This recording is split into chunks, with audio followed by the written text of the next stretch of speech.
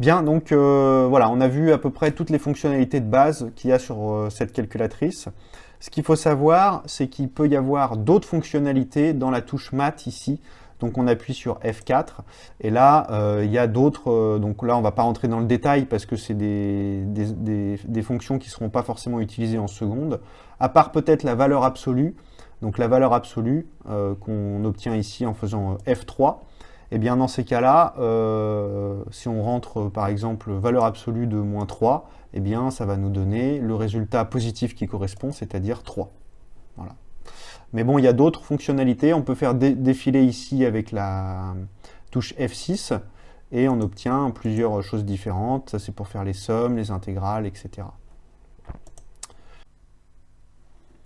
Donc, si on souhaite quitter le menu, on appuie sur Exit. Et donc, on peut trouver aussi d'autres fonctions dans le catalogue qu'on sélectionne à l'aide de la touche Shift. Là, on fait Shift 4. Et là, on a toutes les fonctions qui apparaissent. Donc, voilà, toutes les fonctions qui sont disponibles dans la calculatrice. Donc là, tout à l'heure, on a vu qu'il y avait cos-1. Eh bien, on peut le sélectionner dans le catalogue et calculer le cosinus -1 de ce qu'on veut. Donc, par exemple, cosinus -1 de 0. Et puis, ça va nous donner 90 degrés.